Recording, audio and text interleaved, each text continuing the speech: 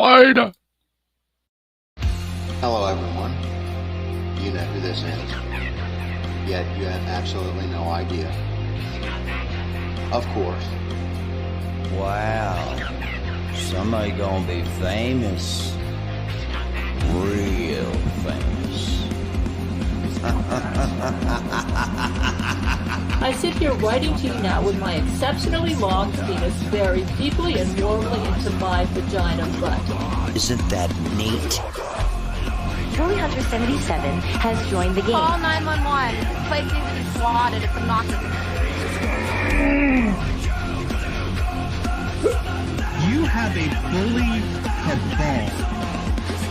You don't find people being bullied into suicide on 4chan. I mean, this is ridiculous. Okay, if he says any more bad words, I'm gonna hang up on him. He doesn't own Kiwi Farm, and he died last to me. A little kid named Moon owns Kiwi Farm.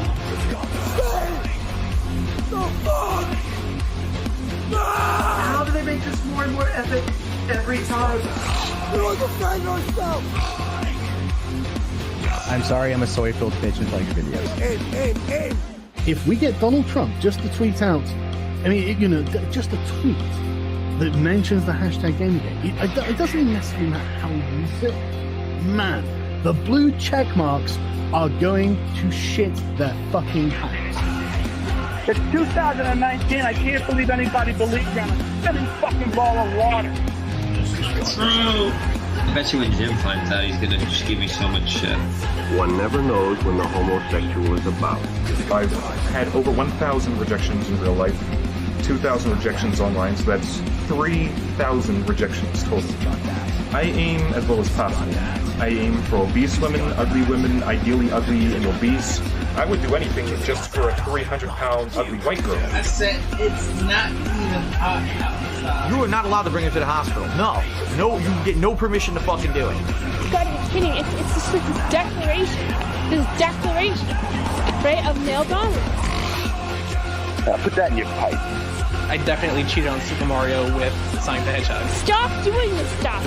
He's like the blue seductress who takes me out into the night and does wonderful things to me. Enough! Stop!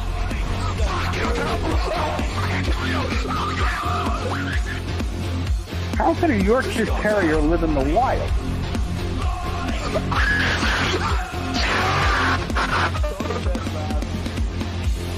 It's in plain sight, but you just don't see it. You know what I mean?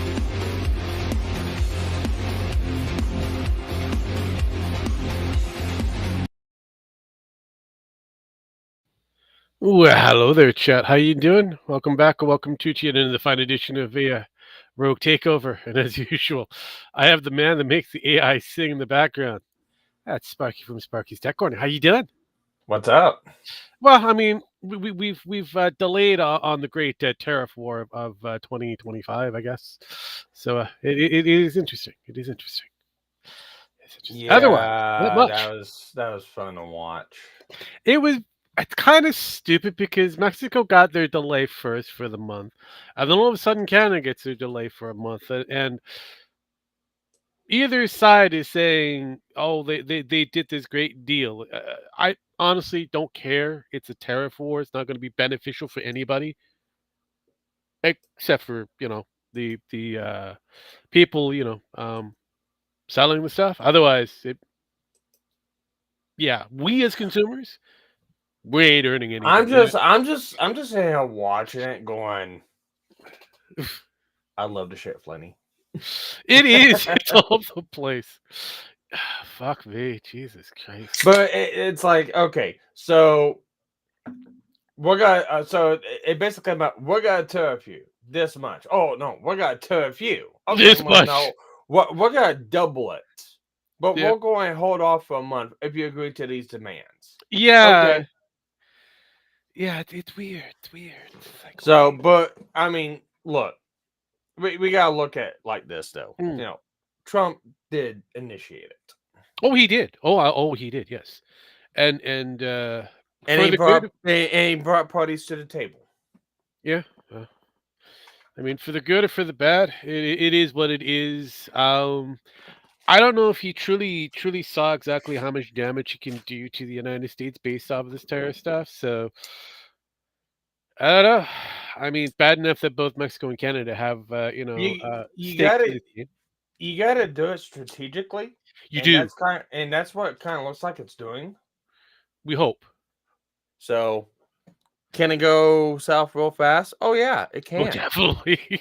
So can negotiations to stop World War III. Oh yeah, no, that is a thing. I mean, right now we've got the Ukraine Putin war. That is a thing that's happening. It's still kind of ongoing. So yeah. Oh, we did find out on my side of the fence how far the alliance between Justin Trudeau and China goes. It goes pretty deep, which I mean, pardon me for saying this, but I think Trudeau dug several tunnels, several holes to China. Oh God! No. See, the funny thing is, he's got the ticket to go over whenever he needs to. He's got the golden crotch bag for Xi Jinping, just ready to be just ready to go. He can't leave fast enough, and anybody who decides to take over that shit show that is the Liberals going forward, I wish them the best of luck. I truly wish him the best of luck because hopefully that sinks faster than Titanic. Yeah, it actually. Well, at this point, they're running in third place. They're lucky to get kind of holding on that just under third place, so that all that has to happen is the NDP to lose whatever grounds that they've gained in order for them to go back up to second place, then the NDP to go back down to third. So it is just a matter of when. Whoever the new Liberal leader is supposed to be will probably change that direction, because realistically, no matter how much of the Justin loyalists that exist, there's not enough of them to keep them in power for the Liberal department. So there needs to be a change. Now, my worries is Mark Carney, but Mark Carney he's a banker, and he's one of the worst individuals to have in power because he belongs to the WEF. He is the man behind everything carbon. He also likes the idea of everybody not owning anything and making sure that everybody eats the bugs. Yeah. So but anyhow, I mean, besides politics, I know can get monotonous. I mean, there's also politics on YouTube and Twitch. Fuck yes. So have you seen? I know, guys. I know what the title stream is. Metohistory. I know. It's fine. It's fine. There's a lot of shit there's a lot of shit that's happened since. I know, but here's the weird thing. Do you want to know who I've selected for this appearance of Metohistory?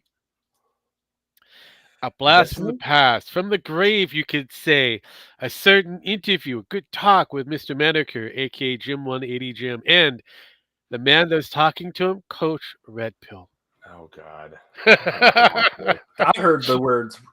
I heard the words, Coach Red Pill, the dead pill. I know, right? So we will eventually cover that, but as for the YouTube and Twitch drama, that is like a never-ending horse for dude.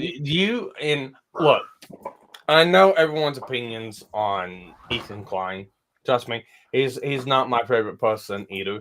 Oh, he's been doing quote unquote the god. But oh my God, that fucking nuke! That was a glorious fucking nuke. Yeah. Too bad it's not gonna do anything, but still, it was still good. It was still fun to watch.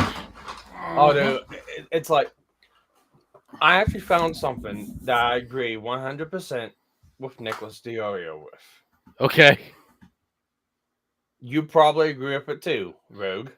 Probably, but it's double stuff. I have a hard time digesting that. All of Twitch at this point, staff and all, just needs to be gutted, and Amazon needs to just replace everyone there.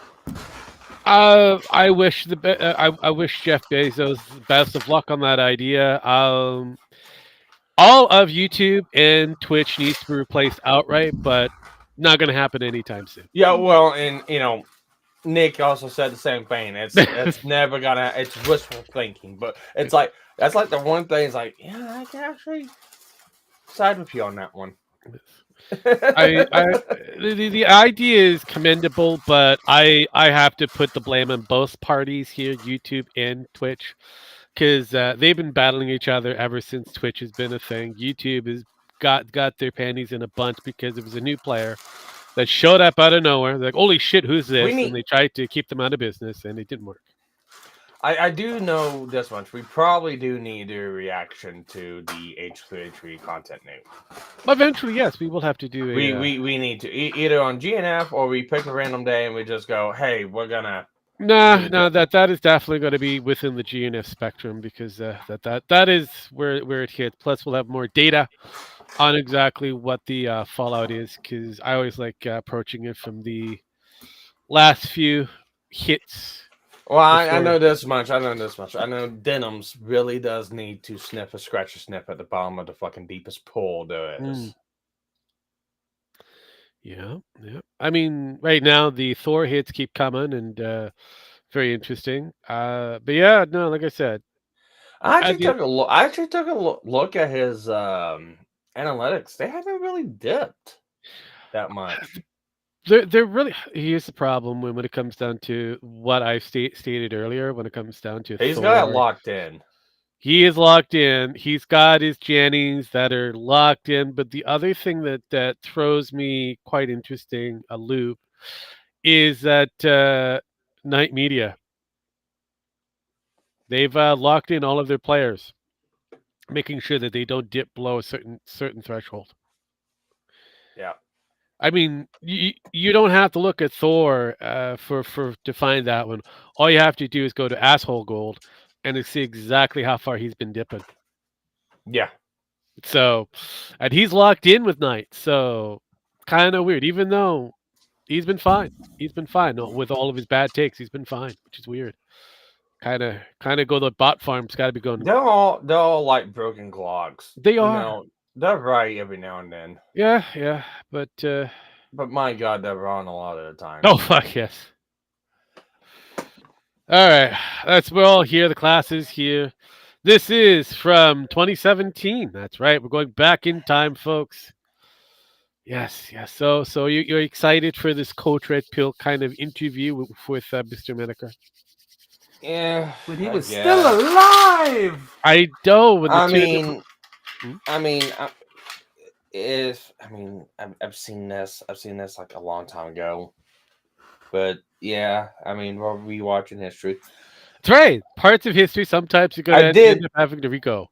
I did send the link out to someone else. All right. The usual suspects. Whether they're in or not, I don't know. I know for a fact they posted out that they're gonna be putting notice in and be focusing more on streaming. So sure. Cool. I mean, I've heard that from many a person say, hey, they're going to be focusing on a particular thing, and days later, still waiting for them to do what they said they were going to do. Anywho, hey, it's unfair to hold any kind of standard to Penn. Look, I don't have to hold any standards to anybody, including Penn. But yeah, if you're going to say you're going to do something, shit, get off the pot. Just one or the other. Anywho, let's hit this play button. Let's watch as much as we can and do a bit of flashback, relive on this lovely moment. All I have to say, the entrance is terrible. Yep. Got that music. It sounds like it's from like the 70s. Hi, this is Coach Red Pill. It definitely is. Plus the camera shots are terrible too. And I'm here with Mr. Metokur, also known as the Internet Aristocrat, also known as Jim, a legend motherfucker from the grave for this one. And he's been very kind to me and very thoughtfully and kindly agreed to have a conversation with me. He looks better here before he became whatever he became later in life. The Ukraine? Yeah.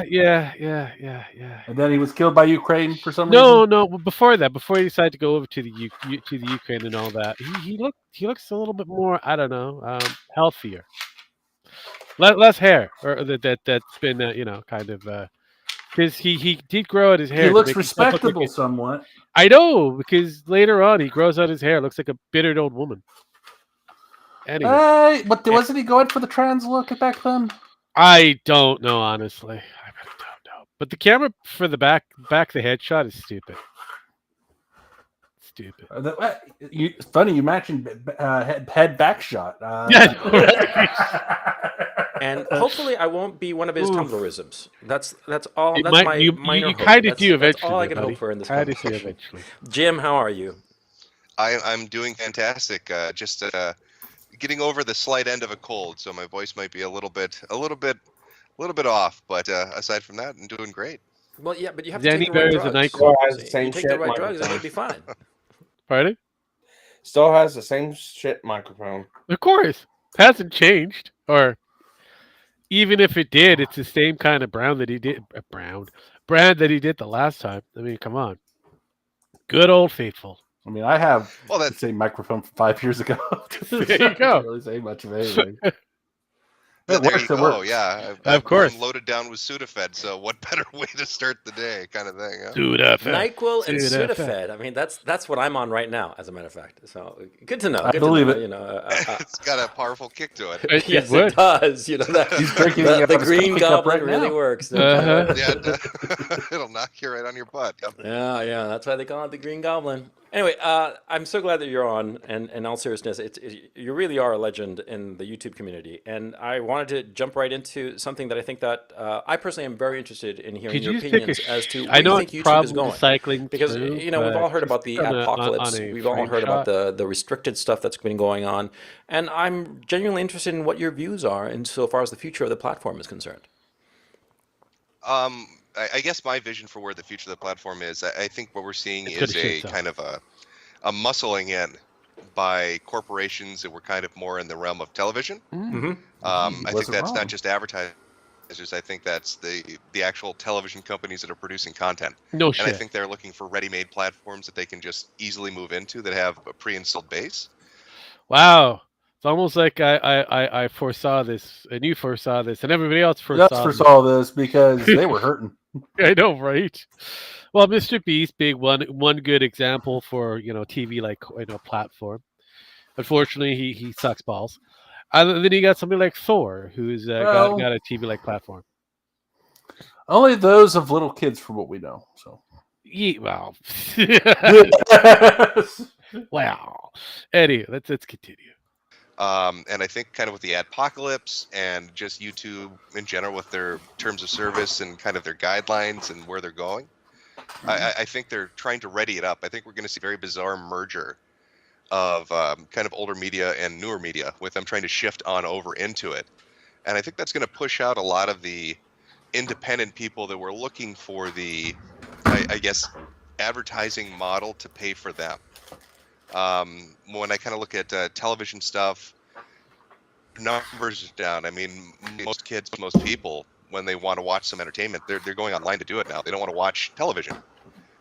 Even if you're looking at television shows presented online, even through separate platforms like a Hulu or a Netflix or whatever. Correct. But I think a lot of these companies, they look at YouTube and they think, my God, all these, the demographics that are hitting that, we're talking prime numbers, right? The real people that we want to hit, the 18 to 35-year-old male, the money demographic is there. So it'd be great if we could just move in. So, I mean, you see deals with, was it Casey Neistat, the one that did the CNN one for $25 million? Yep. Yeah.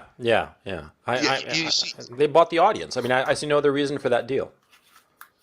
Right. So, I mean, you've got these kind of people getting set up to kind of be stuck around. But I don't know. I guess have, I think if you were a YouTuber right now and you thought, I'm going to use the same kind of model that people used the last 3 or 4 years, where I'm going to make a bunch of money doing ad revenue, and I'm going to grow my audience, and I'm not going to have any real opposition. Maybe I'm not saying anything super offensive, but just a little bit edgy.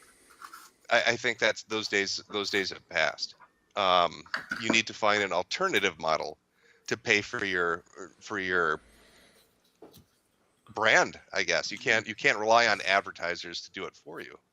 I would certainly agree with the first part of your of what you said, that the corporate media seems to be rolling into YouTube, trying to co-opt the audience that pretty much came to YouTube via word of mouth and embedded videos over the last decade and a half. Or when did YouTube start? 2004. And that seems eminently reasonable, and that of course shows the success of YouTube as a platform, regardless of whether it's making money for Google or not. It's getting the eyeballs. And so the corporate media is clearly losing out an audience, and so they're moving to YouTube.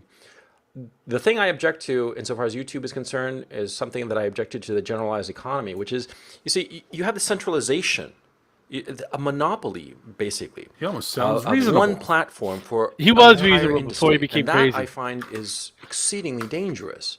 Probably the because there's VidMe, yes, of course, but VidMe is a very, very small platform when compared to YouTube, and realistically, there's no competitive platform that can VidMe died. even comes close to YouTube, and we see that in just about every sector of the economy, not just online stuff. And so I object to that on principle because I think that the lack of diversity in terms of options for businesses is very bad, because you have what happened with the apocalypse. YouTube just decided that, no more ads for you guys, and that was that. No appeal, no way to compete, no way to jump ship and go to a different platform that would offer a better deal. No competition, which I think is bad. Now, so I think that you're absolutely right that they're all coming to this platform and that YouTube is becoming the monopoly of online content. I think also, and I agree with you, that the ad revenue, that gravy train is gone. I don't think that independent producers are going to be able to, take advantage of that. It's the Ukraine police. Sorry about that. Oh, it's the police. Okay. They've come for me finally. No. They've tracked you down, haven't they? Yeah, they have. But anyway, in the few minutes before they come to arrest me, but they're British. They'll wait while we finish here. Well, they're nice. They don't even handcuff you. Well, when they arrest weren't you, British. They're Ukrainians, and they were last kind night of a when they little arrested weird. me, no handcuffs. They were just, please, sir, get up off the ground, clean off the vomit, get in the car, please. Now, when was this? 2017. So this is before Restaurant Boulevard. Yeah. This was July something or another. I have it posted in the somewhere. Let's see here. What did I post? That was a while back. Yeah, I know.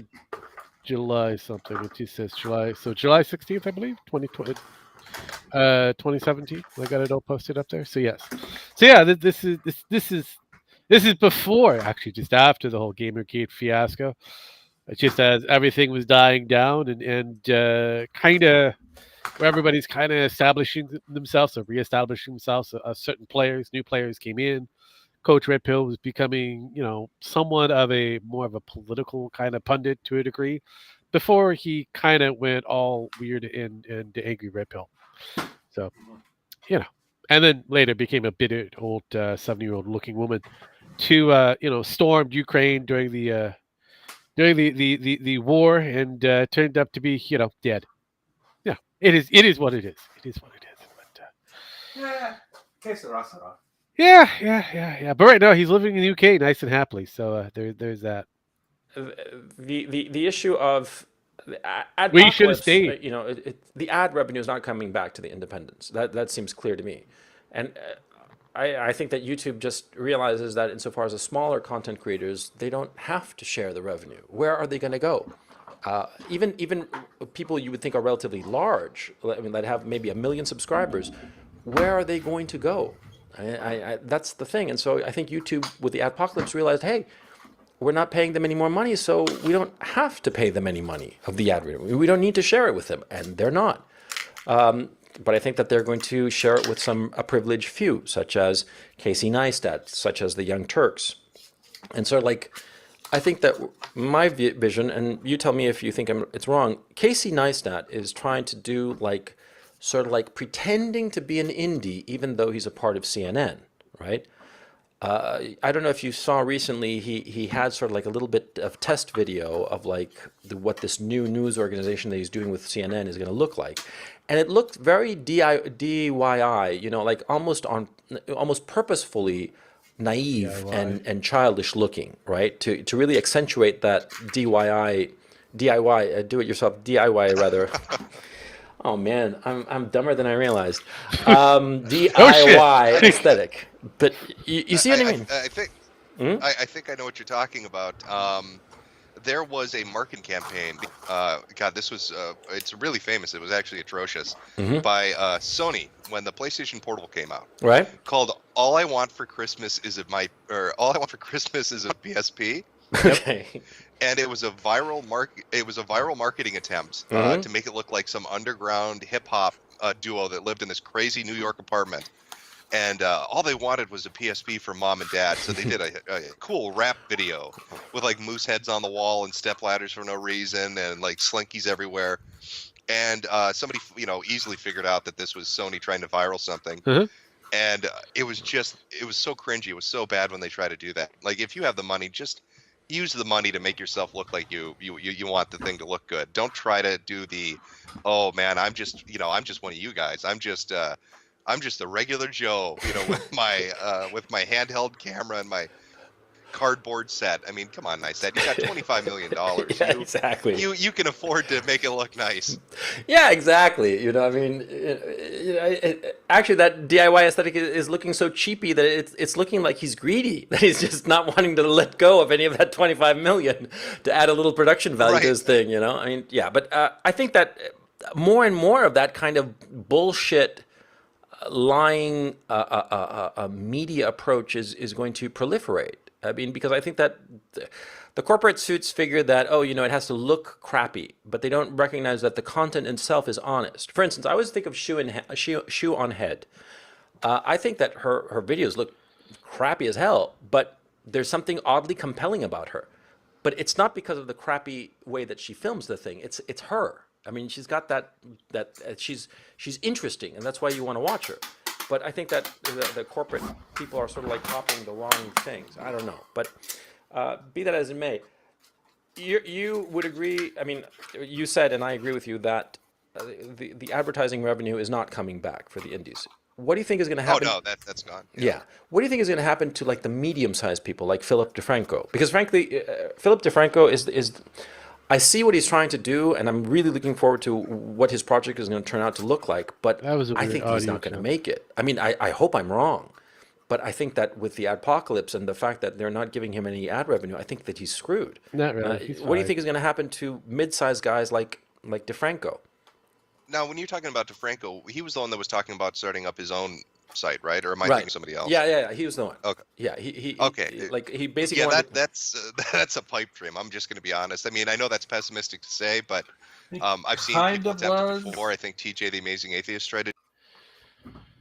Well, to be honest, it was and still is kind of a pipe dream. It's getting there. I don't know. It's not really, because he went networking. Yeah. Well, that's the problem. You can't make money in network. No, you can't. And that's. I mean, look at Fat Boy Jeremy. The quarter pounder. He's a network. Look what's happening to his network currently. You have you've got Razor Fist, who's slowly being cancelled. You've got Melanie Mack, who is pretty much a grifter, and everybody can see it. Well, Jeremy is the size of a network, so. No, that is true. That is true. But no, he is a network. He's actually paying these fuckers to be with him. Yeah. So, and we don't know how much they're getting. So. No, we don't. And I mean, he's mostly trying to sell his coffee, if you think about it. Yeah. Because that's the thing. He's doing what anybody in this kind of media would, or this platform would do, and that's pretty much sell merch. And he's found, and the coffee merch is kind of overdone because everybody is doing Jacksepticeye, fucking Markiplier, everybody's selling something, whether it be coffee or tea or whatever. It's insane. There's only so much of that product you're willing to buy. Yeah. Well, yeah, I mean, no one wants to drink coffee. I mean, look at Black Rifle. That's what they had for the longest time. Black Rifle had the coffee. Yep. Buy our coffee. Oh, wait a minute. Don't buy our coffee because if you're a Nazi, and everybody was like, okay. Yeah. Like, whatever. Like hundreds of vets went, all right. Yeah. Oh, yeah. I mean, they were selling to a small niche. Yeah. They thought no matter what they said, because they had this one part of them that a small group, namely myself, would buy into. And I was about to. Then they said that political shit. I was like, yeah, no. I really don't like brew coffee. I like instant coffee. Yeah. Because it's less harsh on my stomach. No, and again, to each their own when it comes down to it. Oh, but, if I'm going to buy a product, I'm going to go to the actual storefront and buy said product. I'm not going to order it online for especially for coffee. I'm like, I'll go to the actual store, purchase it if I need to, or there's like a specific brand that I will be able to find here that I will get. Like for example, Yorkshire Gold Tea. Can't find it kind of locally. You have to actually import it to a degree. So I actually have a store near me that I can get it from if I want. Oh yeah, but not for a person like myself around this area. It's kind of a challenge. Speaking of coffee, remember I do have an affiliate for Dragon's Treasure Tea. You do. We were just bad mouthing it, and all of a sudden you want to talk about it. Okay. Hey, it's a puppet opportunity just to put it in. Okay, here. How about this? All right, listen up. If your usual tea routine is about as exciting as a paper cut, it's time to step it up with the Dragon's Treasure, the ultimate tea experience. These teas aren't just tasty. They're like sipping pure magic with rich, complex flavors crafted to perfection. Magic, my ass. Imagine every cup being magic a unique, mushrooms. delicious adventure, ideal for late-night study marathons or just a chill break from reality. And don't forget, use code SparkyTech for a special discount. Treat your... Yeah, well, I mean, the dragon really needs to cherish his treasures, and if somebody's exploring it. Yeah, he does teas, but he also does coffees. I'm just saying, if somebody's exploring his treasures, he's got to be extra joyful about that. Extra joyful. Oh yeah. Anywho, but yes. No, the like I said, the marketing portion of it, everybody's got something to sell, and there's only so much that you can sell before you've already kind of tapped out the market. Let's continue. To do his own video sharing platform that lasted all of 8 months before it just shut down and everybody got angry. Yeah. And I've seen big corporations attempt to do this. You talked earlier about kind of how monopolistic YouTube is, right? Right. Or at least Google is in owning this one kind of video platform delivery system. Nobody else can really touch it right now. Right. Stage 6 was around. They were backed by DivX, and DivX, had a lot of money. I mean, they were basically going toe to toe with Hollywood when it came to DMCA's, and they had high definition video, no limits on uploads. It was a really, really big site with millions and millions of users. And this was right around the time that Google had bought out YouTube from the original owners. And DivX folded.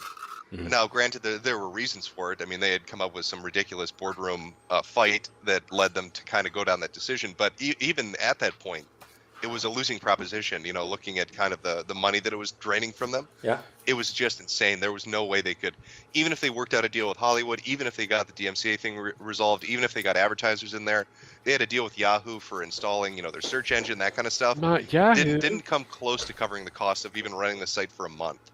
I mean, it was just, they were just losing money.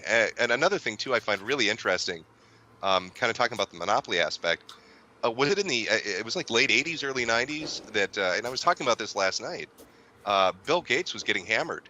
I remember Reno, he was getting like $1 million charge a day, right? Because they were upset that he was pre-installing his browser on a computer with his operating system, and they thought that was unfair. Right, yeah. But we're looking at Google now, right? Who not only is going to make their own laptop, install their own browser, but then they're going to own the search engine you use and the website you go to. Yeah. So how is it Gates got hit for millions of dollars a day for doing what he did, and Google seemingly walks away unscathed? Not anymore. Unscathed for doing something. It still is. Sort of. You say sort of. I haven't seen any changes. No, they're getting hit with the $1 million fines a day too. So, but I mean, they're making so much money they don't care. It's not happening. There's no return in investment on this $1 million fine, and they've already argued it out. So, I wait to see exactly what your government is going to do. But right now, they haven't done anything. Yeah, a lot of platitude, but still nothing. Yeah, there was a lot of platitude. I will give you that. There was a lot of platitude. It's like, oh yeah, we're going to do this, this, and this, and now we find them to do this, and yet there's not a return in investment, not a fucking return. So a lot of platitude to make things look good, because realistically speaking, your government is heavily invested with Google. Oh yeah. So it's like, yeah, okay, it makes it look good for the people, but they it's like, don't worry. You don't have to. You don't have to pay anything. It's just all. It looks good. It looks good. Yeah, it's the same thing. What's happening with this whole, the tariff war that's supposed to be happening. Now there's a month delay. Oh yeah. For both Canada and Mexico, you got a month. It's like, okay, whatever. But anywho, let's continue. It's much larger than that when it comes to kind of a monopoly. Well, what's happened is that ever since the 2008 global financial crisis, the regulators have been just gelded. I mean, they're not doing their jobs because they actually don't dare. Because, like for instance, in the banking sector, all of the banks are, if they were actually audited, they'd be declared bankrupt. Right. Okay. I mean, if they were audited on the up and up, and not with inflated prices insofar as the assets that they hold in their capital cushions. And this goes into antitrust. The antitrust is completely gelded, and because they're too big. They're simply too big, and Google is too big. And Google is now so big that it would be crazy for the DOJ to go after them. They don't dare. Here's the thing. That was the same way with Rockefeller, and they went after his ass. Yeah, and they didn't get a return on the investment.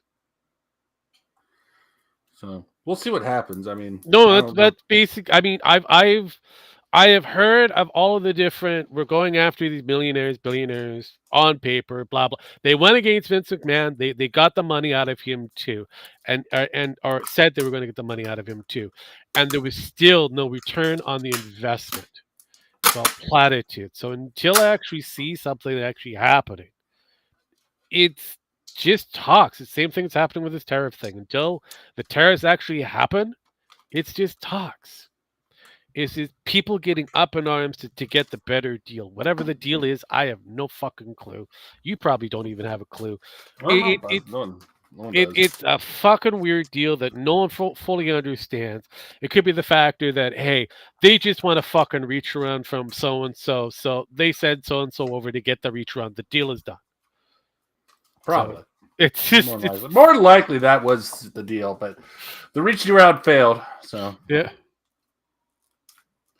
The reach around failed, and they lost an election because of it. So pretty much, but as I said, we have to wait to find out if things go through. I'll be impressed when it does, but until then, it's a lot of talks, no action.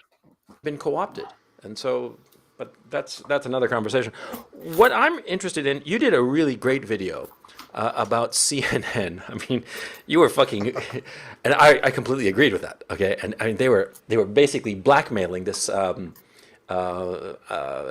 asshole Solo guy. Yeah. I don't think anybody needs to go over it. I think everybody knows the story. If you don't know it, go out and Google CNN blackmails a person, and you'll find all you need to know. So, you were really deep into Gamergate. I'd ask you two things. Would you mind doing a very brief recap of Gamergate? And I wanted to ask you if you feel that, because my sense is that Gamergate was sort of like the canary in the coal mine, insofar as the press pushing a narrative that is different from reality. So could you recap Gamergate? And go ahead. Sure. Gamergate kind of started when information came out about a certain indie developer and the relationship with people in the gaming press, not just developers, but people actually reporting on things. They had a relationship, they had dated, they got positive coverage because of it, and you could kind of see these backroom dealings. People got upset with that, and there's a whole backstory too to people being upset with kind of a narrative being pushed in gaming press for years before that, and so it was kind of like the tipping point, I'd say, for people getting upset enough to say, what, enough of this. But it was I'd say within 1 month of that, that you really saw collusion. Because not only did you find out that there were backroom chats where all of these different journalists got together to talk about what they were going to cover, they all, almost on exactly the same day, released the same article saying, gamers are dead. Yep. You don't need gamers anymore. You don't need your audience. They're terrible people. And it was so bizarre to see, 20 or so different outlets all say the exact same thing at the exact same time. Which is exactly what happened with Milo Yiannopoulos and the whole pedophilia accusation. That stuff that when he was on the Drunken Peasants, that had been around for a while. I mean, over a year, I think almost 2 years. And then all of a sudden, over one weekend, bam, they all went after him, and all of the stories were all lined up to totally obliterate him. You see why I see the parallel between Gamergate and the current media environment. And well, what so floors me funny. is I heard that was, Is it so funny? It's so funny to see commentary community imitate that same behavior. I know, which is why I have issues with them. It's kind of funny how that is. And the moment that they take that golden goose and the golden goose is not, doing what it's supposed to be doing, they execute it as quickly as possible. Oh yeah. Even though they've made it. Shocker. I know. Fuck me. But no, what was that Gamergate happened just after that 99 versus the 1%. What was it called? Tim Pool pretty much was big on it because he was there technically. What was it called? Oh, what's that one? I know which one you're talking about. I can't. But that's pretty basically the starting point of where everything kind of generated, because you had people from that had no connection to this particular grassroots movement thing, pretty much subverting it to what they wanted it to be, whether it be from the feminist direction or for whatever. But it was outsiders that had nothing to do with the actual conversation coming in and changing everything about the actual direction, including media. And same thing happened to Gamergate and a few others. So when it comes down to it, media has a weird ability of superseding the public voice. Not as much. Well, back then it really did. Not as much now, I would say. I could be wrong on that, but lately I would say that voices of the media is pretty not dead, but dying. I would have to agree and disagree at the same time. Yeah, that's what I feel the same. But I said it's like that's what I'm trying to. I don't know how to exactly word it. Yeah, no, I agree with you on certain areas that they have. They don't have the ability to direct the ire per se. They don't know what the outcome is for the ire. That is what we know for sure. But they were trying to right the ship as much as possible, even during the whole Kamala Harris fiasco for the election time frame. But that's an election kind of thing. But when it comes down to anything else, they have a tendency of controlling the direction of a talking point. Like for example, depending on whereabouts in the media that you're in, whether it be left or right, you get to hear the same talking point about, especially for the United States, the war on guns, or the war on drugs, or the war on the immigration policy, whether it's good or bad, and the war on sex, and war on gender, and gender ideology. Those are kind of there, but even now, where it is, where you have one side, especially the religious types that are over the moon that some of this is actually taking place, and then others who are kind of going, this is a just shy of having somebody say that we're practicing the wrong religion. Ergo, we're just the same bad guy as the person who's in this trans ideology. So it's not that far away from calling a group type. So a German group type, you might say. That could be very possible. Very very Jewish, dealing with a lot of schmeckles, but you never know. But a lot of calling is happening already.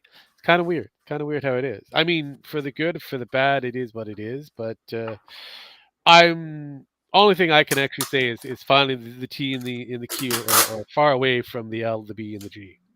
Oh yeah, that's that was hilarious. I was like, I didn't know a president had that kind of power, but hey. Apparently they do. The community seems quite happy about it. Community had been on this fight for a long time, and we were good up with the T because the T was just switching from one sexuality to the other. Which was fine. But the moment that the Q decided to, I don't know, co-opt the T and become something completely different, and now it's no longer about sexual identity, yeah, you just lost the fight. Because even the classic Rainbow Riders, even they were kind of going, if I knew how this was going to turn out, I would have never fought. Oh yeah. So it's like, yeah. Now we're back to square one. Everything is back to norm. Just leave us the fuck alone. We don't care about anything else, honestly. Want to bake us a cake? Great. You don't? I don't care. Take my business elsewhere. Yeah. It is the outspoken few that seem to cause the problem. That's where it gets back down to. Yeah, it used to be majority rules, and now the majority seems to rule. So pretty much. And that's why this is what happens with it comes down to media. All it takes is a minority group of the media pundits to say something, and everybody kind of goes in that same direction. They all have the same. Everybody just goes insane. I know. And it's kind of weird, but it's been that way for, I want to say, close to 2 decades now. It's strange, but I don't know. Maybe it's 3 because I remember seeing the writing on the wall during the whole Iraqi war thing with CNN and a few other different late night coverage for. Well, I always thought, we need trans people in there to fight this war because they want to fight. No, they don't. They just want their shit paid for free. Pretty much, yes. Like even here's the thing. What was it? The Army declared all trans people undeployable. They're like, well, we can't help that. That's not our fault. That's the Army's choice. And everybody was like, so you're not going to fight this? Yeah. No. We're not going to fight. We got what we want. We're good now. I was like, it's almost like you don't want to really go to war. You just want the government to pay for your shit. No, that's basically how it is. That's basically how it is. So, I mean, even now, even with this interview of 2017, you can still see that the same vocal direction is still happening. It hasn't changed too much in this market. Now, that's not even a full decade later. So, and some were noticing it, and half a decade later, yeah. So yeah, kind of weird, eh? 2017, almost a decade. Jesus fucking Christ. Time goes very quick when you least expect it. The 16-year-old sent the tape in kind of thing. But I also heard that that was part of opposition research, which floors me. Because I was hearing the number bantied about that, about $250,000 was put into trying to take Milo down through opposition research. Yes. And if you're telling me that they spent $250,000 to find 2 publicly available YouTube videos, how lazy are these people, and where do I get that? You can pay me $250,000. I could have shown you. You could have given it to Milo. He could have shown you the links. You know what I mean? That was up for, exactly. Here you go. You want to take me down? A year and a half, and the Rogan interview was up for about 7 months. Right. And it's amazing to me that they finally were like, oh, look, here this is. But you're right. It was it most definitely was coordinated. They saw kind of Milo, and they didn't like him. and they were looking for something they could really nail him with. And when they got their hands on, these two interviews, and they could take the context of some of the things that he said and put it together and be like, here you go. And thought it was going to have a big effect on him. One of the interesting things, though, is from what I understand. I mean, even though Milo has been deplatformed from Twitter, even though he's gone from Breitbart, if you go look at his Facebook, he's got like 2.5 million followers on there. Really? So his popularity is enormous still. I mean, he's doing his book release. He's starting up a private media company. So their attempt to completely destroy him, I don't think has succeeded, because I think they've underestimated his pull and his appeal, especially kind of within the group that follow him or are interested in him. But it definitely was. His entire media push failed the moment he stopped being gay. If only he knew. If only he knew and recognized that the reason why he was so popular, he was the beloved faggot of the internet. That's all he needed to be. Wear those fucking pearls, bastard. Just fake it until you make it. Jesus Christ. Coordinated. At least getting that information out there. Isn't he still married to a dude?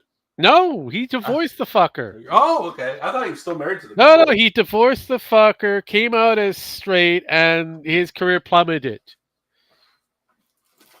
It tanked the moment he came out as straight and he was no longer married. I'm like, going, you fucked up. You could have just kept that grift going for as long as you wanted to. You didn't have to live with the dude. No one was going out to find you. I mean, you could have gotten a divorce and everybody would have been fine with it. I mean, yes, fuck. That's all he had to do. But the moment he took the divorce papers, came out that he's no longer gay and now he's a Christian, you kind of go, well, there you go. You just fucked up. I mean, hell, he can be gay and Christian now too. Apparently, hell, he can be Catholic and gay at this point. I know at this point. It's like, Jesus. But anywho, he fucked himself over the moment he just let everything out in the bag. It's like it was over. Oh well. Now he's done a slight kind of comeback. He's managed to get Ethan Ralph to go into rehab, but have to wait on rehab? Yeah. Milo's the reason why Ethan is in rehab. Wow. Yes.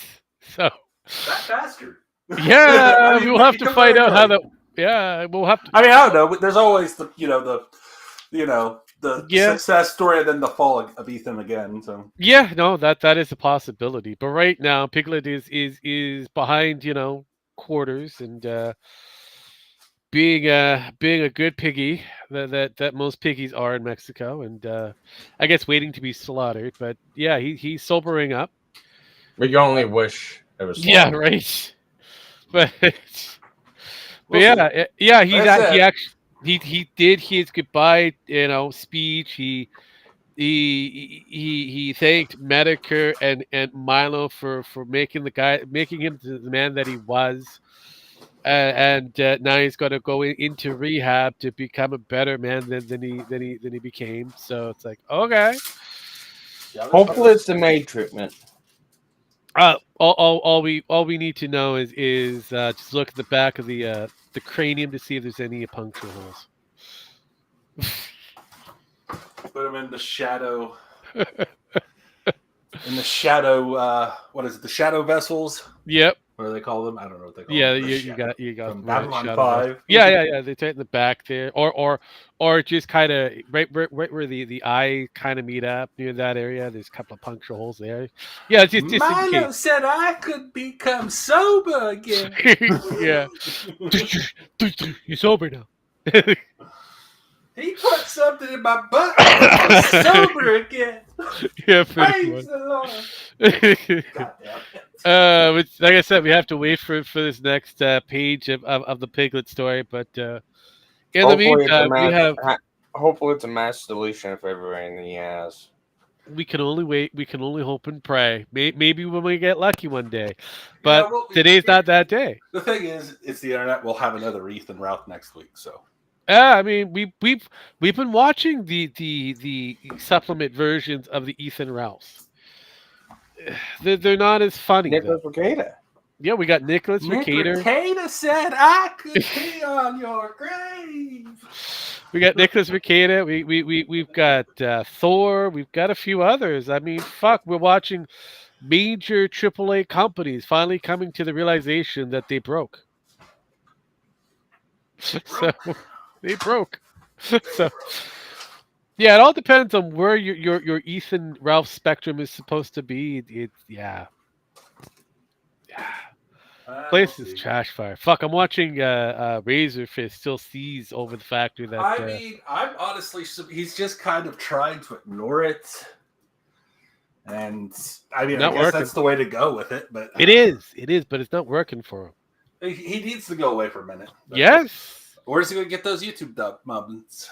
Well, technically, he doesn't get those YouTube dollars. The person that's pretty large and in charge, who's about a quarter pound, he gets all those YouTube dollars, and then he doles them out to all the people within his whore factory.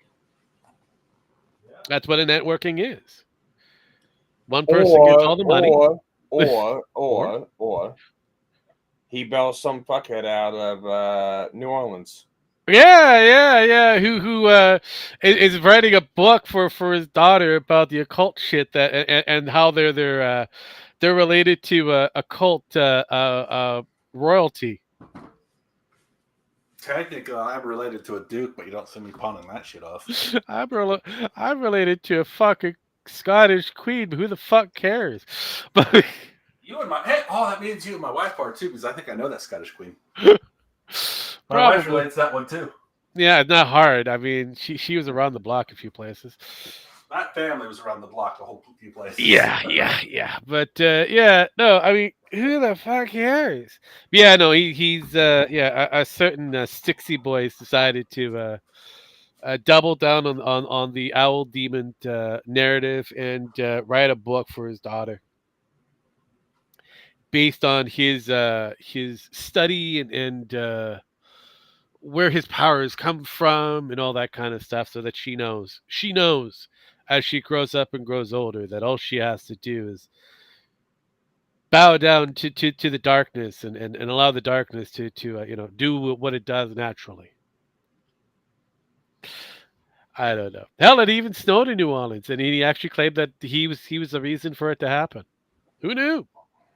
But yeah, like I said, we've got our alternatives for the Rage Pig, but they're not as good. We need the Rage Pig back. Said everything right. But anywho, let's continue. I believe it was opposition research, and I believe it was intentional. Oh, and no question that it was coordinated. The thing that I find interesting is that it's exactly what happened with articles you were saying about Gamergate, where they all came out with the same articles, where it's basically as if the press is pushing a narrative, and they are all working together, and they all agree on just about everything, and they are trying to distort reality for their readers and viewers, for their audience. They're basically gaslighting, and I'm like, how do we stop this? Because in a real sense, Gamergate never ended, right? I mean, you still have these gamer journalists who are still pumping out this crap. I don't really follow games, so I wouldn't know. So I'd have to ask you and defer to your judgment. I mean, You're not wrong. Is that accurate? I mean, are they still around, the same old people, and still pushing the narrative, as it were, that differs from reality? Well, yeah, this was always one of the problems too, kind of when dealing with game journalism is they leave one site just to move to the next one. But since everybody knew each other and there was no real professional boundaries between corporations and individuals, it just became a game of musical chairs. Oh, I'm not working at Kotaku. I'll just move over to Rock, Paper, Shotgun. Oh, I'm not working at Rock, Paper, Shotgun. I guess I'll just go over to Destructoid. So it was just kind of, shuffle over here, but we all know each other. We're all buddies. We can all do this. It doesn't surprise me that kind of behavior is there, and it doesn't surprise me that you'd see that in mainstream media. I mean, even if you look at is it Project Veritas videos where he's going out and getting all these clips and stuff. The interesting thing, the thing I found most interesting about that wasn't even what was being discussed. It was the fact that all these journalists were hanging out at the same bars. Like that that you could go into these bars in the area, and all of them were just kind of there having drinks together and bullshitting with one another. Yep. And it makes you wonder, well, how friendly is everybody? Do they all just hang out and drink? Are they friends? Do they go to ball games together? Do their kids hang out? What exactly is the relationship between people at CNN and the Washington Post and New York Times and MSNBC? Money. How close are they? Because those relationships, I think, determine narrative spins and media pushes.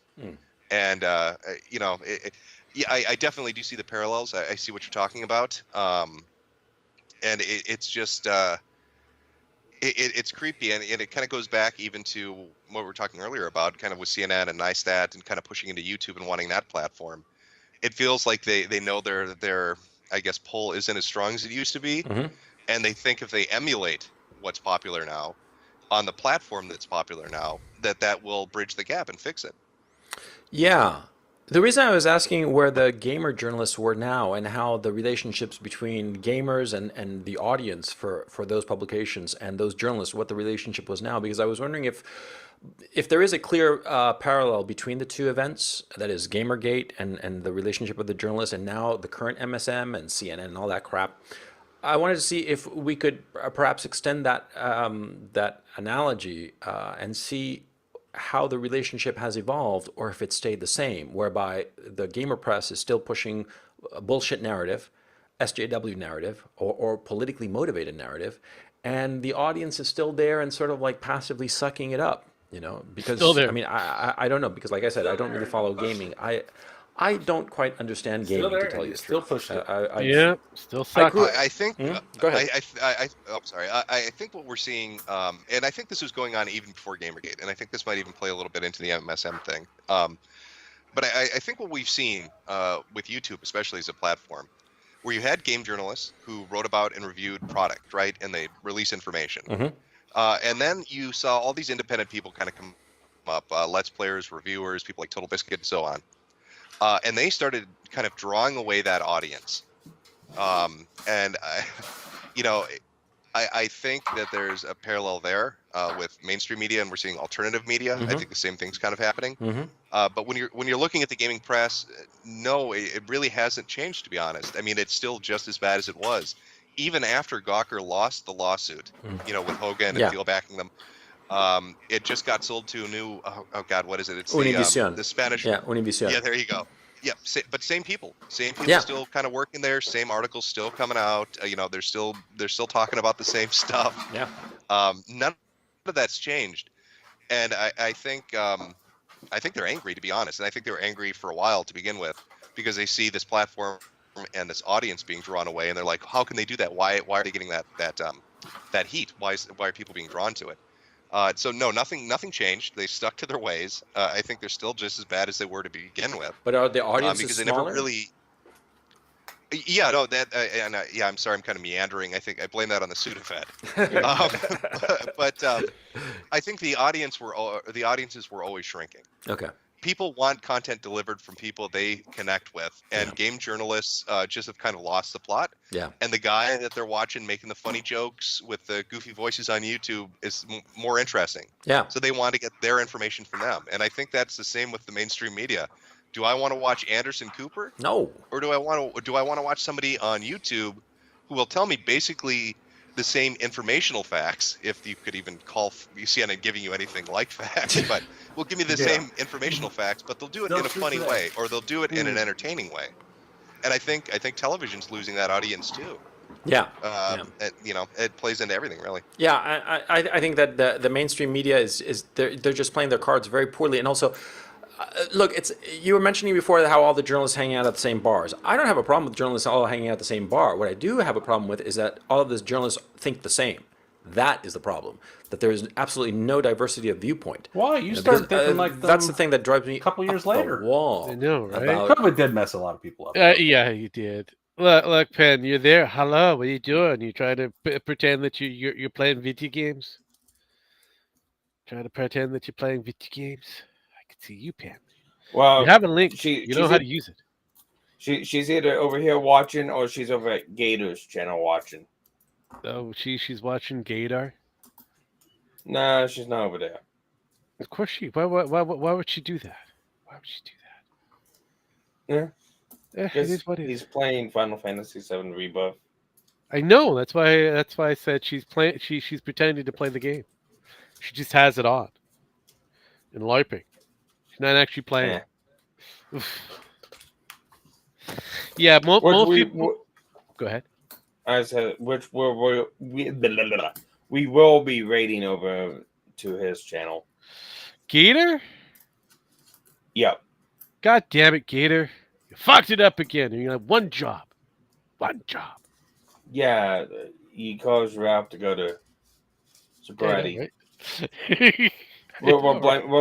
We're blaming Gator for that. It's Gator's fault. Ralph's fault. It's always Gator's Going fault. sober. Look, if You know- Gator has the same kind of quota as a certain Panina champ. In all honesty, I do hope Ralph does get sober. Let's be Yeah. honest here. We all kind of want, and but at the same time, we're gonna be losing some great classic YouTubers. Yeah. Well, I do believe in treating people the same way that they like to treat others, and I hope Ralph gets a heart attack. It probably will happen because he is in a Mexican, rehab or institute somewhere. So, well, it depends on which institute it is, and well, how one much- we do know that Ethan Ralph can't afford anything beyond $250. I mean, if someone paid for it, sure, I could see that happening, but he would survive. But Well, I mean, the only person who would probably have paid it would have been Milo? everybody's personable gay faggot is no longer a faggot anymore. Or gay. Yeah. So I could see him spending a couple of dollary dues on this endeavor to get piggy free from from whatever he's on. I don't even know how much Milo still has left. I mean, realistically speaking, but he had to have something after the whole Kanye I West mean, thing. if you think about it, there's always somebody good for a good charity that is bad. True. I mean, Nick Fuentes knows about charities and Milo Yiannopoulos and realizing that gay isn't a very strong negative word connotation. But we all know that a good Kanye, good Kanye, good old black man is fairly disappointed with the the offerings, I guess, from a certain. Here's the thing: I think he got exactly what he wanted. He knew what he was getting. Because Kanye is not an idiot. I mean, he's a little crazy, yes, but he's not an idiot. I think he got exactly what he wanted out of that, and Nick realized it. Oh, definitely. But Nick is I don't think he was the best at to be served up. Let's put it that way. He wasn't the best. No one cared that he was served up, and that's what Kanye was like. I'm not going to use a big YouTuber. I'm going to use a little YouTuber that nobody would give a shit about. Oh fuck yeah! Yeah, I mean, even afterwards, I mean, you can see when Milo realized that he gave that face of like, "Oh shit, we're being used." Yeah, pretty much. Pretty much. And you can see the moment too, because there's this face where like, "Fuck, I just realized we're being used." Well, yeah, because the moment he had to listen to the shitty ass rap that Kanye was coming up with, you could just see it in Milo's face, going, "I'm fucked. I've been used." Great. Oh well, great. I mean, it's bound to happen. I mean, Yes. Kanye's a rapper, and he knows how to work. He does know the inner workings of that industry, and it's a little bit different. It's a little bit different than what most people get used to. But no.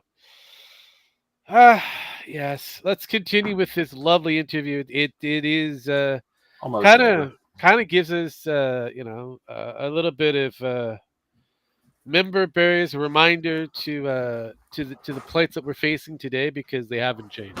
No, they haven't, have they? Been going on for the last 8 years. Yeah, almost a fucking decade, and nothing's changed. And everybody's going, "Oh, finally, we've got somebody in power that's going to make these changes." I mean, he's making changes, but whether or not they'll affect us, no, that's hard to say. In a positive manner, I won't say. Well, here's how you tell you're not going to get a lot of changes. Look No, who showed up at the inauguration. Everybody, except Michelle Obama. She's the only one that's pissed. Correct. But think about this. You had Zuckerberry. You had Muskoid. You had David Blaine Knockoff, who runs Amazon and a few other different things. You even had TikTok and people from China on the social media department, all there. Well, he even had people that controlled OpenAI that was there too. They may have not have been in the main party section, but they were in the other sections, and they all talked amongst each other, all of them. Yeah. So, social media is working wonders. So, yeah, it's going in the right direction. Whose direction? Questionable. Not ours. Yeah, that's not for sure. ours. That's for sure. Not ours. So, Never does. I know. So it's like, okay. Well, we're going to get changes that might affect us in positive ways by accident. Yeah, by there you go. I like that one. Accidental, yes. On purpose. We'll see. Yep. I mean, we're kind of getting a few here and there. But I think in the long run, we're probably not going to get much. As the, a good Minecrafter dad would once say, "Hey, are you winning yet, son?" Anywho, let's continue. The left and social justice warriors and all that, they keep pushing diversity, but it's a superficial diversity. Oh, you're black. Oh, you're brown. Oh, you're yellow. Oh, you're white. United Colors of Benetton. But at the end of the day, that means nothing. It's what's Look at in that your color head panel up there. Oh my and how God. you express it. I know, right? And It's almost that like lack these of diversity predictions of for- opinion, that lack of viewpoint diversity, just drives me It's almost like, crazy. yeah. Because when you have just a single point of view, you are going to Foreshadowing. You are going to get hit by reality hard because you start believing your bullet. own bullshit. And If you have that's somebody it. who believes different, he's going to challenge you. Gotta keep bringing And, that up by the rest of the challenging show. you, I know, right? your position becomes more robust. Yeah, eventually hit you in the back of because the head. you wind up shedding that You'll which is realize. not effective, that is not I reasonable, don't know if he realized it that or is not. just ridiculous and stupid, Well- and clinging to that which is harder. And Nassim Taleb wrote this great book, Anti-Fragile. I don't know if you've heard of it. I would suggest you read it if you haven't. Anti-Fragile is basically the notion that when something is put under stress, it becomes stronger. For instance, the skeleton structure, or the bones, right? The more you exercise and the more duress you put on your bones, the stronger they get, the more healthy they get. The problem I'm having with the press now, the mainstream media, is that since they all think the same, they all see the world in the same way, nobody is challenging their views, and therefore they're becoming not merely complacent but soft. And so when they see different realities, they can't react. The election of Donald Trump is the perfect example of that. They didn't see it coming. They couldn't even conceive it. I mean, even to the final days, they were laughing about the possibility of a Trump presidency. And I'm not a fan of Donald yes Trump. and I no. think he's a moron, right? Though I have to admit that between Donald Trump and Hillary Clinton, I prefer Trump because at least he wasn't going to go to war the second he took office. Like Clinton, it happened who clearly again. wanted that, but that's for another conversation. My Well, point is, yes and no. I mean, this go around, the second one, they knew a Donald Trump presidency was likely. They were still trying to force it so it wouldn't happen, but they knew it was likely. And they still failed. They didn't have to do. They didn't even participate. Yes, you had your little woke moments here and there, but realistically speaking, they didn't even participate. No, they didn't. No, they bitched more than anything. No, again, who bitched? Was it the actual media? Was it the actual owners of the media themselves, or just the figures in front of a camera? Well, they did for a little bit, and then they realized, oh shit, we're making so much shit up, people don't believe us now. So Yeah, so and that's where it comes back down to who was the ones that you guys were focusing on, because I was focusing on the people in the back, because that's where you normally get the hit pieces. They didn't even happen. Yes, you had the media pundits who's in front of the cameras, the guys that get paid, peanuts. Talking heads, as I like to call them, even if they have the cheap ass dye color in their hair. They're just talking heads. They're nothing. All they do is rinse and repeat the same basic talking point, or whatever on the actual transcript boards and shit like that. That's all they have to do. Now, the real meat of the matter is the people who own the media. That's where you get the actual conversation. That's where you get the proper hit pieces, and none of that happened. No one came out and go, no, that's Trump is a bad guy. No, they all but one kind of went, we're not going to talk about this anymore. Let the other guys deal with it. We don't fucking care. They don't represent us. Yeah, they're on our NSBA, whatever it is that you want to, NBC, ABC, all the different alphabets of the fucking thing. Hell, even Fox did exactly the same thing as they did the last time. Nothing changed with them. same talking points. So did they change anything? No. What really changed the state of the game, especially on the Trump presidency run, wasn't media in general. It was a couple of people who have podcasts. One big one that had over 1 million listeners, who just happens to be a kind of a weird pothead, skeptic, comedian. Joe Rogan. If it wasn't for the factor that Joe Rogan is kind of middle ground media, you would never have gotten the numbers that you did. You would have got the numbers the same way you did the last time that he ran. His numbers increased this go round is because of the factor that he had to do the podcast, even though that he really didn't want to. And then he did it, and he was like, well, shit. Well, it's because of the factor that his youngest told him to do it. If it wasn't for the factor of Barron, you wouldn't have the numbers that you're looking at now. Oh, no. You wouldn't have And asked Trump for has it. actually admitted to it. That it's because of his son Barron that he's sitting where he is now, with large numbers. With very positive large numbers, which is really weird. I actually find that part the weirdest. Well, again, it's because of the factor, like I said before, and even in this, you have people in different areas that are the norms. The normies are not the people that you're going to be meeting in California for the Mark Dice doing the selective man on the street moments, because that's basically what Mark Dice does. He selects the bits that he wants to be shown on his show, so that's politically motivated. Most of the norms, they don't care what's going on, so they listen to the Joe Rogans, or they listen to whatever is happening on the radios or whatnot. Yeah, radio is still a thing, and yes, people still listen to them. Surprise, surprise. But they don't really pay attention to politics in general, or large swaths of media. They don't even really worry about what Hollywood is doing. All they care about is show good, show bad. Is it. Very cut and dry. Rest of it is wake up, do their 9 to 5, hang out with their friends and family, go to sleep, rinse, repeat.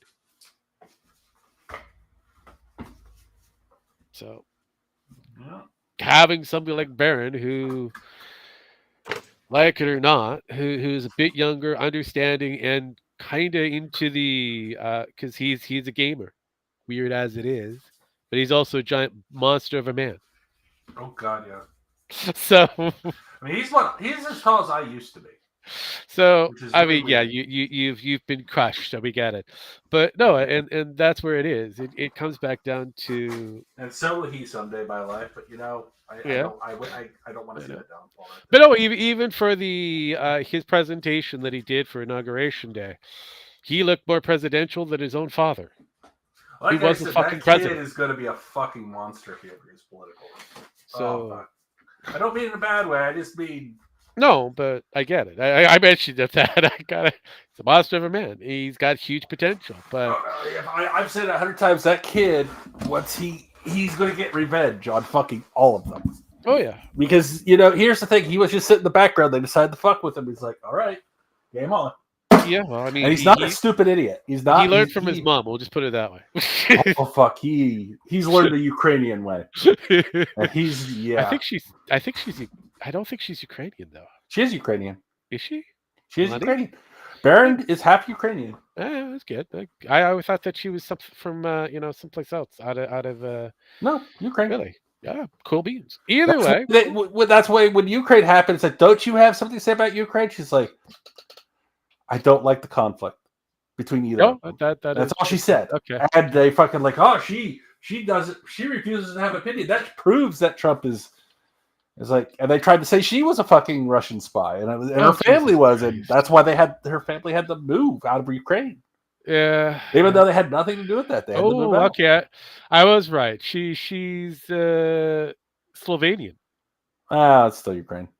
Like I said, kind of yes and no. Slovak's a little different. Slovenians. So yeah, I could have swore I was like, wait. Because they're part of Yugoslavia, which is. I thought her mother or father was Ukrainian. I could look at her lineage. Give you a moment. Citizenship: United States, Yugoslavian, Slovenia. Let's see, we got here. Since her mother is somewhat known, where is she from?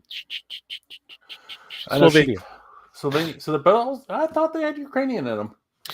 Not well. I mean, generally Technically, speaking, yeah. they are part of the old Russian and old Prussia time frame. So yeah, it's very possible that they may have some backbone DNA somewhere. But no, they originate from Slovenia.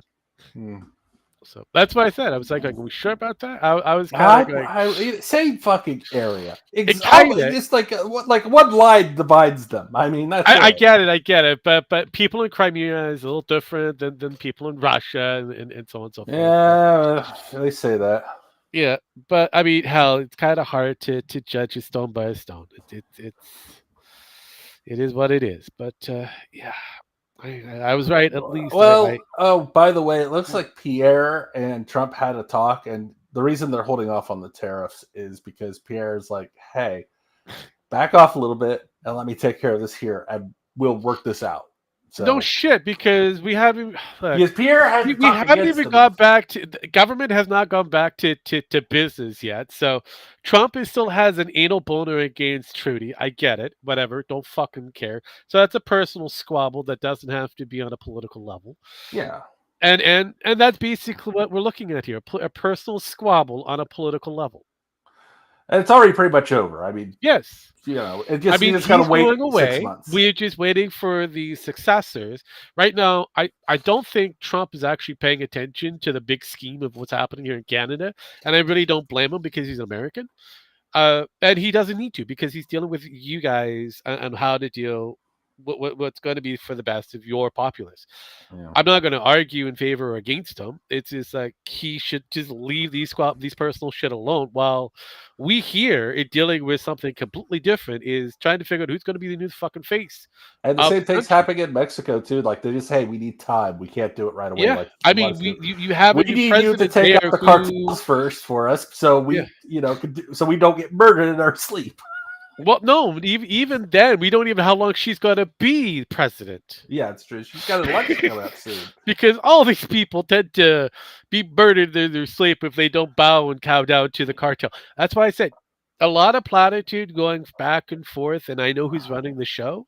And unfortunately, so as long as the cartel is running in LA and has control of the entire operation there, and as long as, Wuhan is still mass producing and distributing through the American naval train line, being the shipping line, American shipping line. It everything's docking in LA and then goes missing. Parts come to Canada, the rest of it goes to the cartel. And everything gets redistributed back and it all kind of magically appears on the streets somehow. So if we're going to go dollars and cents and be true about this shit, Trump in the United States have the ability to shut this entire thing down by shutting down the shipping lanes. Yeah. The American shipping lanes. Which they won't do. Yeah, no shit. That would fucking cause a lot of problems. Yes, it would. But it would shut everything down. Yeah, well, so they could reassess and no matter how many people, low-level people that get out of that area, there's still more people that are taking up those grunt spots. So you really want to do some damage, shut down things. But until then, tariffs are nice. Like I said, I'm just waiting to see exactly what's going to happen. But it is what is. And what is, we're getting close to that time, folks. Yes, an hour and a half does fly by pretty quick when it comes down to lots of shit that's happened and Metokur history.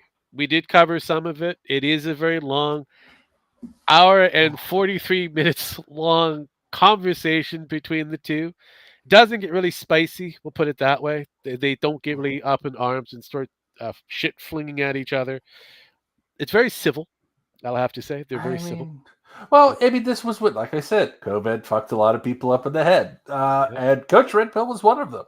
I was already fucked up in that. So Well, yeah, but it didn't lot of help us that were. he was also being, jerry-rigged and meandered by other people who were part of the commentary group. Gotta love how Yeah. that works. Gotta love how that works. But as usual, thank you, ladies and gentlemen, for coming for yet another fine edition of a Rogue Takeover. Metohistory, as I like to call it. We'll be doing more appearances as usual because we have a lot to cover. If you want to kind of go through those ones, the ones that we just covered, hey, just hit the that little thing there that I put in there from the archive portion of it, because that's where I'm getting most of it from. As usual, I give these motherfuckers their last rites. I hit buttons. We get the fuck out of here.